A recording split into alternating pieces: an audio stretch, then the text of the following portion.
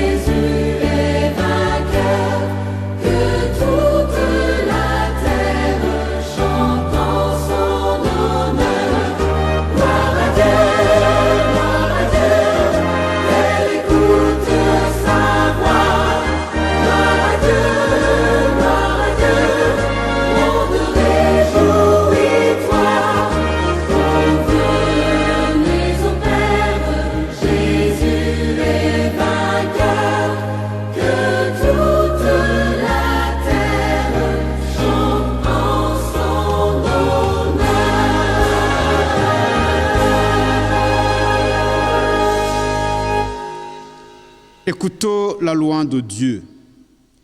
Que tes paroles sont douces à mon palais, plus que le miel à ma bouche. Par tes ordonnances, Seigneur, je deviens intelligent.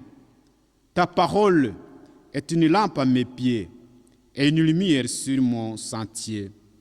Je jure et je retiendrai d'observer les lois de ta justice. Je suis à toi, rends-moi la vie selon ta parole. Par ces paroles, élevons nos cœurs vers Dieu notre Père, Dieu miséricordieux et compatissant, lent à la colère, riche en bonté et en fidélité, implorer sa grâce et son pardon. Prions. Éternel notre Dieu, Créateur de toutes choses et juge de tous les hommes, nous reconnaissons et nous déplorons les fautes dont nous nous rendons coupables par nos pensées et par nos actes. Dieu de gloire, pour l'amour de ton Fils, ton unique Jésus, pardonne-nous et accorde-nous de pouvoir te servir, ainsi mener une vie qui soit à l'honneur et la gloire de ton nom. En ton nom, nous te prions. Amen. Madame Mireille va nous interpréter un chant. À celui qui nous aime, qui nous a délivrés de nos péchés par son sang et qui a fait de nous un royaume des sacrificateurs pour Dieu son Père. À lui soit la gloire et la puissance. À lui soit la gloire et la puissance au siècle des siècles. Amen.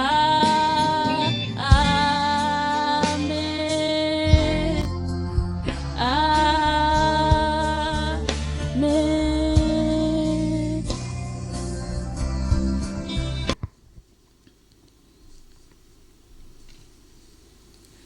C'est par la grâce que vous êtes sauvés, au moyen de la foi.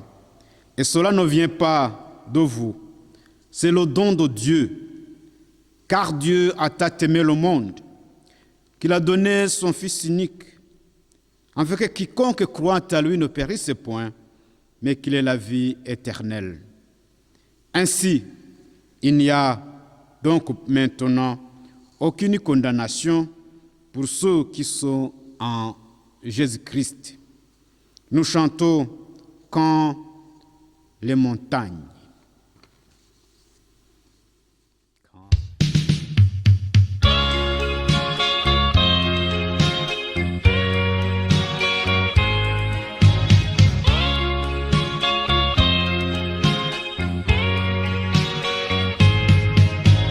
Quand les montagnes s'éloigneraient, quand les collines chanteront,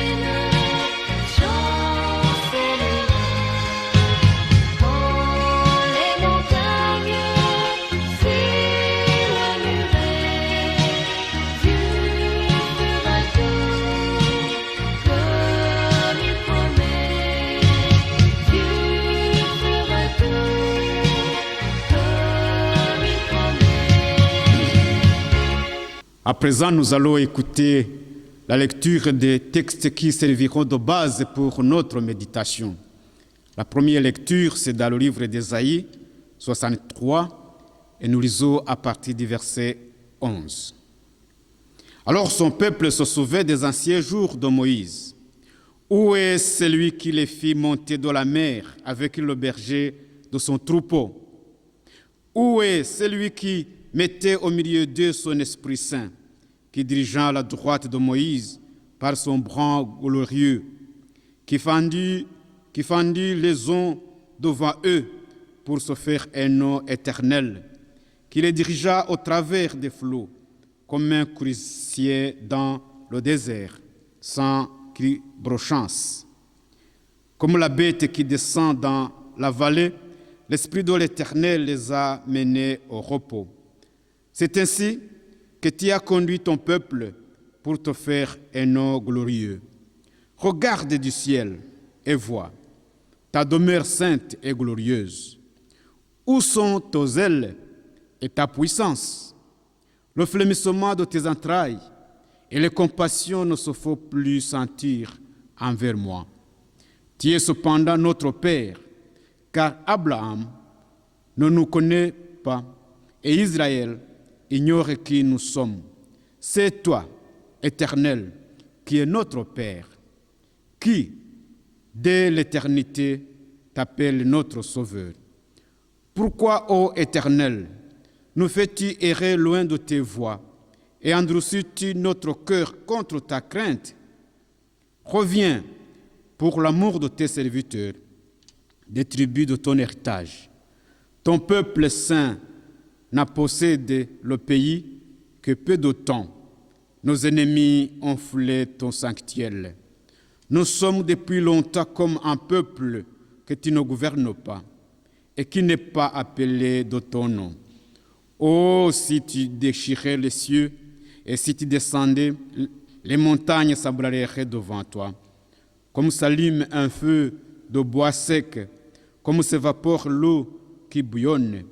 Tes ennemis connaîtraient ton nom et les nations trembleraient devant toi. Et la deuxième lecture, c'est dans l'épître de Jacques, chapitre 5, et nous lisons les versets 7 à 11. Soyez donc patients, frères, jusqu'à l'événement du Seigneur. Voici le laboureur attend les précieux fruits de la terre, prenant patience à son égard, jusqu'à ce qu'il ait reçu les pluies de la première et de l'arrière-saison. Vous aussi, soyez patients, affermissez vos cœurs, car l'événement du Seigneur est proche. Ne vous plaignez pas les uns des autres, frères, afin que vous ne soyez pas jugés. Voici, le juge est à la porte. Prenez, mes frères, pour modèle de souffrance et de patience, les prophètes qui ont parlé au nom du Seigneur. Voici, nous disons bienheureux, ceux qui ont souffert patiemment. Vous avez entendu parler de la patience de Job et vous avez vu la fin que le Seigneur lui accorda.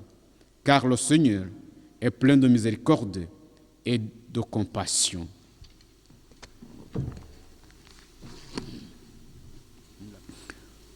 Aujourd'hui, nous sommes au deuxième dimanche de l'Avent, ce temps fixé par l'Église pour préparer la fête de Noël. Noël, l'événement dont le monde chrétien célèbre la venue du Seigneur Jésus-Christ, porteur de vie et d'espérance. Avec son temps de l'Avent, nous sommes déjà repartis pour une nouvelle année de l'Église, inaugurée le dimanche dernier. Alors, la question à méditer: vivons-nous de cet enthousiasme porteur de vie et d'espérance? Vivons-nous de cet enthousiasme porteur de vie et d'espérance? Comme on le verra par la suite de notre méditation, c'était aussi le souci du peuple d'Israël au temps du prophète Ésaïe. Après la destruction du temple de Jérusalem et les années noires de la défaite et de l'exil, le peuple d'Israël vit un profond deuil et connaît une grande culpabilité. Dieu paraît absent pour son peuple et la relation avec Dieu semble être totalement absente. Ainsi, au nom du reste des fidèles, dans sa prière, Ésaïe demande deux faveurs à Dieu, qu'il manifeste sa tendresse et sa compassion aux siens.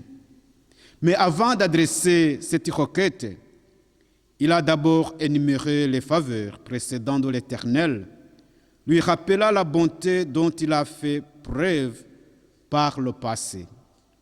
Alors le peuple se souvint des anciens jours de Moïse. Où est celui qui les fit monter de la mer avec le berger de son troupeau? Où est celui qui mettait au milieu d'eux son Esprit Saint, qui dirigea la droite de Moïse par son bras glorieux, qui fendit les ondes devant eux, qui les dirigea au travers des flots, comme un cheval dans le désert, sans même qu'il y trébuche. Mes amis, une telle prière et de telles plaintes de notre part nous paraît dire que le ciel est bouché. Or, c'est le fruit d'une capitulation épouvantable de la part d'un chrétien, le résultat de l'oubli de ce qui est fondamental et essentiel dans notre foi. Savoir que Dieu est intervenu, savoir que Jésus est venu. Vous savez, l'aboutissement ultime et néfaste du tentateur, le diable, consiste souvent à faire oublier aux chrétiens le fait qu'ils appartiennent au Seigneur, qu'ils constituent le peuple de Dieu et qu'ils ont été rachetés d'un grand prix. Or, le tentateur fait en sorte que des baptisés s'adressent à Dieu comme s'il n'avait pas envoyé Jésus pour aimer et sauver, pour guérir et pardonner, pour mourir et ressusciter. Ainsi, l'un des mots-clés de notre foi est donc « souviens-toi ». Se souvenir, faire mémoire, vous savez, est un élément vital pour la foi biblique. Et ce qu'il s'agit de se remettre en mémoire aujourd'hui, ce n'est pas le fait que le peuple étouffé ait adressé à Dieu un appel pressant pour qu'il déchire le ciel, mais avant tout, le fait que ces prières et ces appels ont été écoutés, ont été entendus. Alors, qu'en est-il aujourd'hui? Le temps de l'Avent doit nous remettre en mémoire la présence du Seigneur, mais aussi nous rappeler tous ces cris et toutes ces personnes qui ont entendu et salué Jésus comme Messie et Sauveur. Mais il n'est pas question de remettre le compteur à zéro et dire on oublie tout et on recommence. Bien au contraire, il s'agit de souligner la grandeur et de remettre en valeur l'importance décisive de ce que Dieu a mis en route en préparant la naissance du Christ et en le faisant identifier par les prophètes.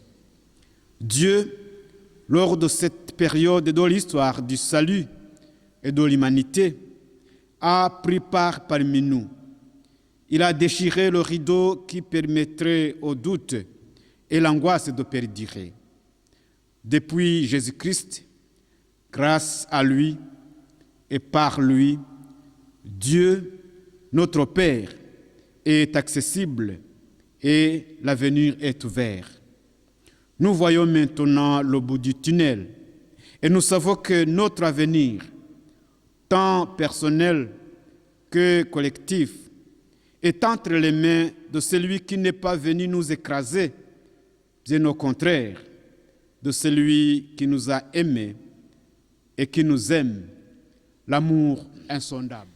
Et voilà, après avoir fait mémoire et réveillé la conscience de son peuple, Ésaïe peut à présent manifester sa requête devant Dieu.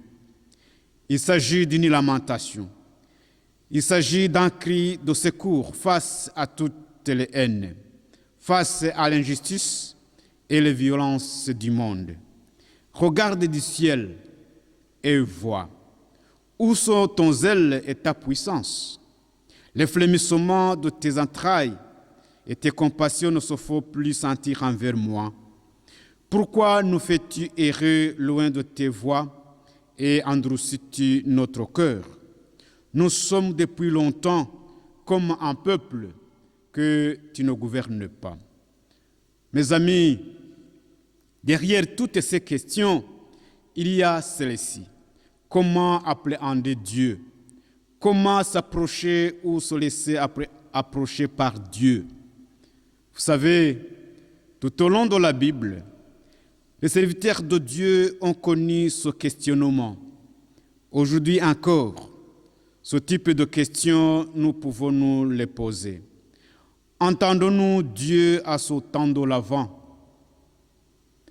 Il est évident que le texte d'Ésaïe n'a pas été écrit pour le temps de l'Avent, mais il nous rejoint. Nous pouvons être malmenés par les événements de la vie, par des difficultés familiales, par des difficultés de santé, bousculés par un deuil ou de graves preuves. Nous pouvons être tristés, révoltés, désemparés, comme les habitants de la Judée dont les rêves étaient brisés, l'avenir obscur et sans espoir.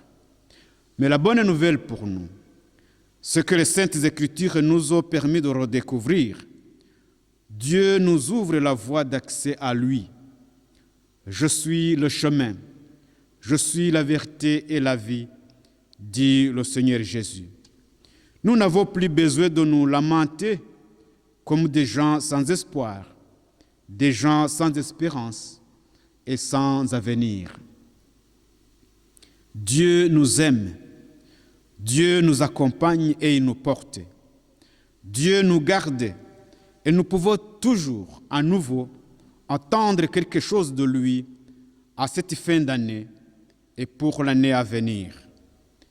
Nous savons qu'il nous a déjà apporté de la délivrance par Jésus-Christ, son Fils, notre Seigneur et Sauveur. Alors, mettons-nous sur la route de la vie, relevez la tête, car votre délivrance approche, et qu'ainsi la lumière de Noël nous accompagne dans la rencontre et le partage avec l'espérance et l'amour. Que Dieu vous bénisse et bénisse sa parole. Amen.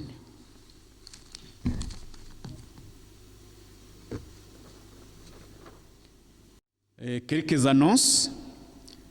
À cette période que le monde vive, restons unis dans la prière. Prenez les nouvelles des uns des autres. Un SMS, un coup de fil, une carte peuvent faire tant de bien. Je rappelle également notre partage biblique et réunion de prière par vidéoconférence le 9 décembre à 18h. Un lien de connexion vous sera envoyé à ce même jour. Je rappelle également notre réunion du consistoire le 15 décembre à 18h.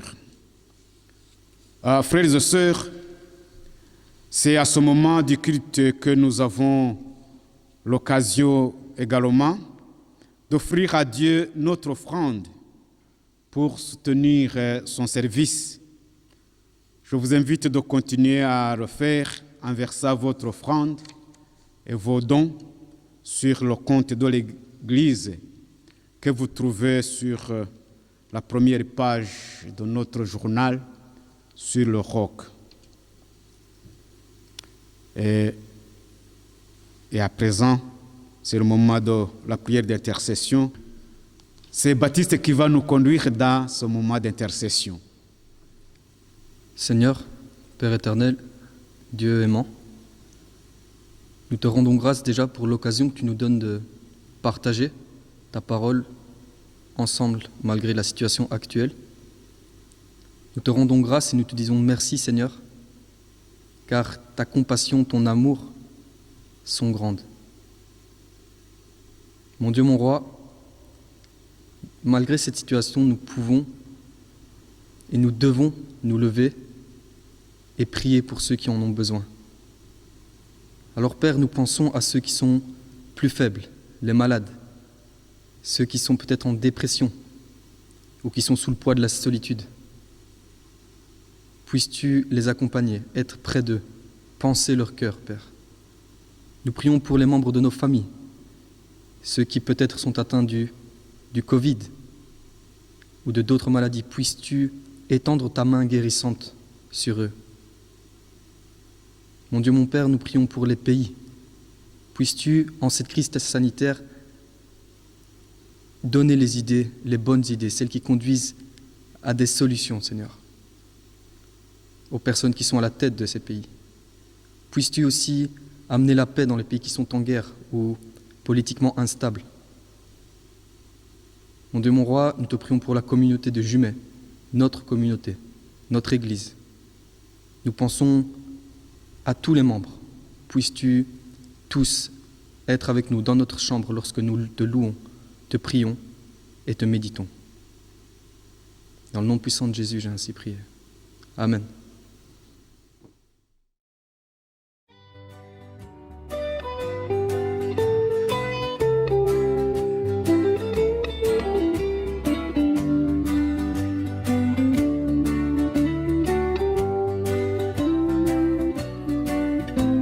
Sur le chemin va sans peur, car Jésus est devant toi. Il veut être ton sauveur.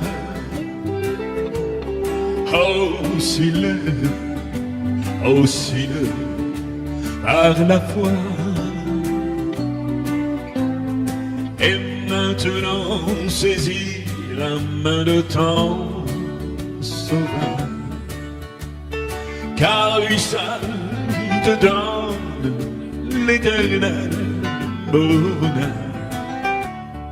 Il a donné sa vie sur la croix. Oh, suis-le par la foi. Et si tu tombes en chemin, regarde à Jésus ton roi. Il est dans le lieu très saint et il prie pour toi.